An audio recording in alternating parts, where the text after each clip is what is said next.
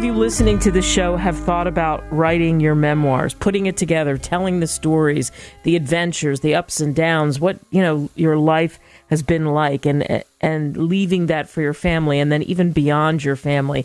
So I'm going to introduce you to a woman who's in our virtual green room right now in this version of Author's Corner, named Ruth Claxton, and she's written that. She's done that. The Early Years, a Memoir. So Ruth, first of all, congratulations on actually doing more than talking and putting it down so you could preserve that for the family and for others to see what an interesting, rich life that you certainly have led. And thanks for joining us on the show. Thank you, Kate, for inviting me. So tell me about that process of putting that together. You have bits and pieces and stories. Did you have journals? Did you have things written down? How did you pull from your life? I did, but Kate, first I want to say that the book is written under my pen name, and that's Rachel G. Carrington. Yep. Okay, so that's good. So when people look it up, remember that, look up Rachel Carrington. And Rachel G. You must put the middle initial in there. There is another author by the same name. You have the same problem as me. You have the popular names. So there's a lot of Kate Delaney's. So I understand totally. So we'll remind people of that again. But so how did you do that? How did you collect those stories? Well, I kept journals for even starting with my high school years. I kept journals of day-to-day activities. But in 1989, a major flood in Ohio just wiped my journals out. They were stored in my basement.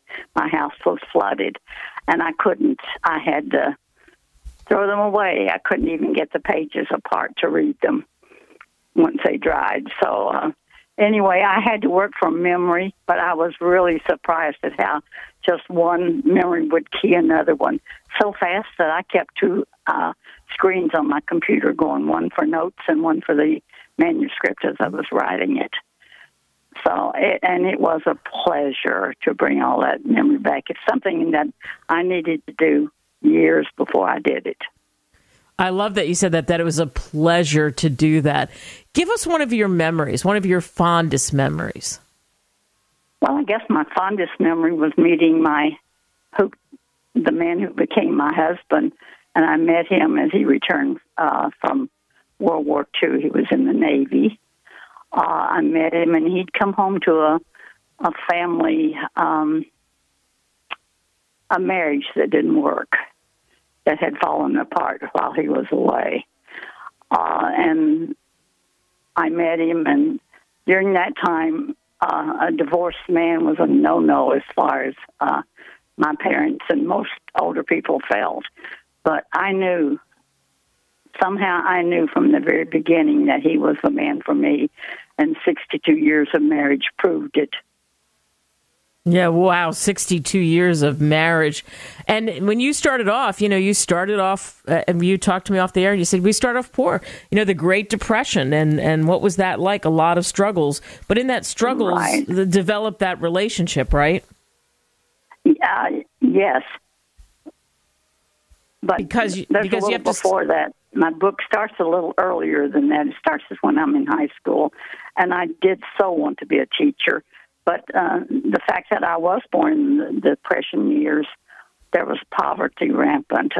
We didn't know anyone who had any money, and it was just hard to make a living. And I knew it was going to be a struggle for me to ever go to college. But a major scholarship was offered to me, and it would have paid for everything. But when I met my husband-to-be, it changed my life completely. I did not want to leave the area. I gave up my scholarship to go back to another student, and that's where my story with my husband started. Wow. So what does your family say about your book? About my book. I thought you meant about my choice. About my book, I wrote the books especially for my family because we had a great life, a life that would be interesting, I thought, to them, and I wanted them to know where they came from and the goals we had set in life and how we'd come about them. And so that's why I wrote my book. But when I submitted it to be published, I actually didn't submit it to be published. I submitted it because I wanted it in book form to give to my family. Well, my person I talked to at the publisher said, why don't you let us decide once we read the book? And so that's where it started. I did get a contract for publishing it, and here it is now. And I'm glad that I did that because it seems to have been, from the reviews that I have, it seems to have been quite an inspiration to a lot of young people who didn't know what they were going to do or didn't have any goals in life. And that's one thing my husband and I both always have taught our kids to set their goals and then go for them. And that's what this book seems to be the impact that the book has made. Yeah, so the message to young people is also, too, right, that you have to struggle to get what you want to get those goals. Right, you have to work for it, and you need to know that what you're looking for is something that God would want for you to have in your life. But when all these fall together, hard work can go a long way toward reaching your goals.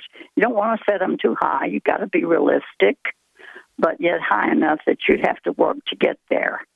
And that's what we did. And we came from nothing in the 1930s and the 40s and even in the 50s. But steadily we began to grow. And I credit my husband along. He was quite a leader.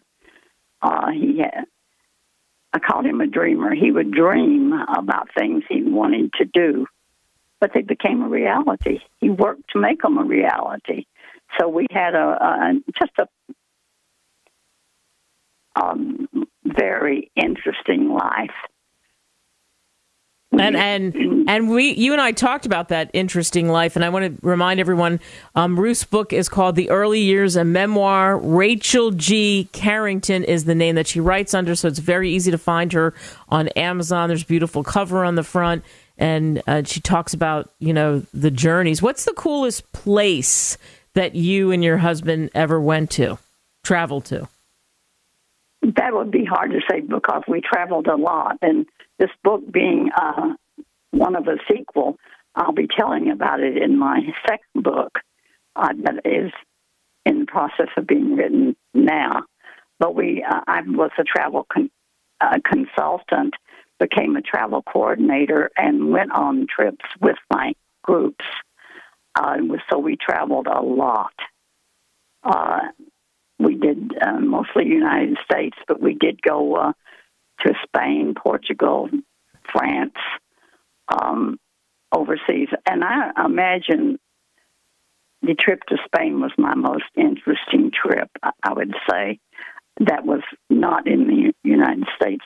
I had many here, Alaska being one of them. I took many groups to Alaska. And but Spain, I started to say, we had side trips. And one of the side trips was to a very interesting country, kind of scary at times, but it was Morocco. But I learned how good the food was in Morocco. I loved their food. And but there just was such interesting things. Mexico is another interesting, very adverse country, actually, but a very interesting country. Yeah. I love that you start off too, and if you go to Amazon and you look up Rachel G. Carrington, and as we've been talking about, the book is The Early Years, a Memoir. First of all, you have tons of people who have rated your book. They love your book. And you say, in the beginning, it says, author Rachel G. Carrington lays no claim to lofty jobs, higher education, nor grand accomplishments, except for a love-filled, multifaceted, family-oriented, poverty-to-plenty life. I love that phrase, poverty to plenty, because that's exactly what you're telling us, that it's possible. That sums it up.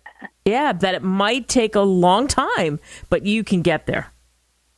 You can get there if you have the strong desire and aren't afraid of hard work and push for your goal. You can make it. Well, I think you're very inspirational, and this book was a pleasure to read, and thank you so much for coming on the show. Well, thank you for asking me, Kate. I enjoyed talking with you.